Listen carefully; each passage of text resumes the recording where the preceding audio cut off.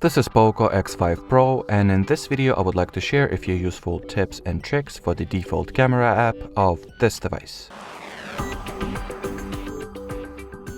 So to start, let's launch the camera app itself, and the first tip I have is to enter the Pro mode. Basically, what the Pro mode does, or what the Pro mode provides you with, is with more manual control over the pictures that you're going to take.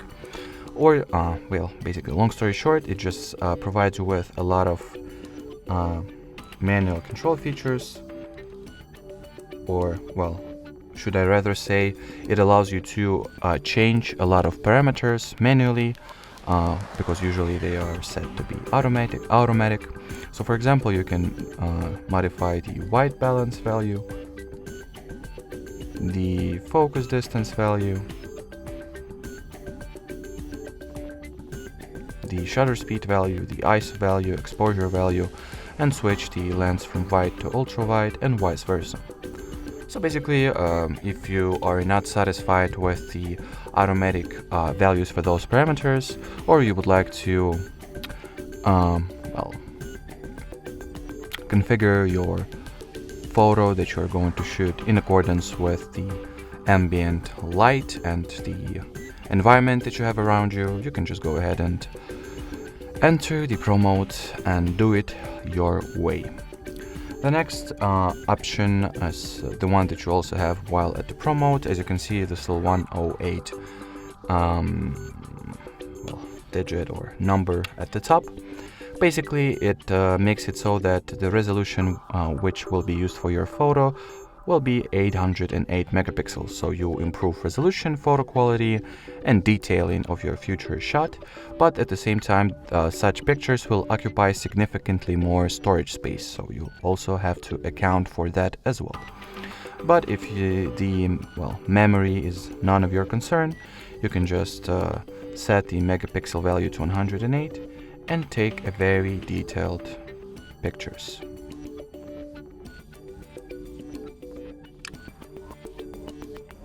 So in your photo you can include a lot of small objects, and once zooming into said objects, you will see that the detail level is quite remarkable, if you ask me. The next tip I have, or I don't know, trick, whatever you call it, is how you can customize the watermark. So first of all, we will need to go into camera settings to enable the watermark to begin with. And in here you can choose if you would like for your watermark to have timestamp or not, and then set some custom message for it to display. And once you have saved the changes, and once now you can take a picture and it will have said watermark. So in my case it's the device make and model, the custom message, and the time and date stamp. So if that's something you could have a use with, just go ahead and enable the watermark. And fourth and final tip for today is a very useful inbuilt documents feature, which allows you to use the camera to scan some real life physical documents and basically make a PDF file out of them without any additional hassle or third-party apps. So take a photo of your document. As you can see, this little orange frame appears, which in-frames the actual document. Now I can see the result. So yeah, it captured the document somewhat decently. In here I can change the display mode. So edit it. So for example, I can change the color scheme and crop my document as well.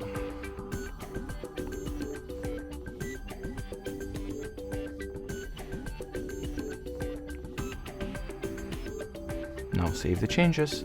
In order to actually save this photo as a PDF file, you just gotta go for the share button, choose to send this file to print, and instead of select a printer, choose save as PDF option. Then hit the save button over here, choose the path that you would like to save this PDF file to. And now if I will open up the file manager, I will be easily able to find, say it, file. So it should be the docs.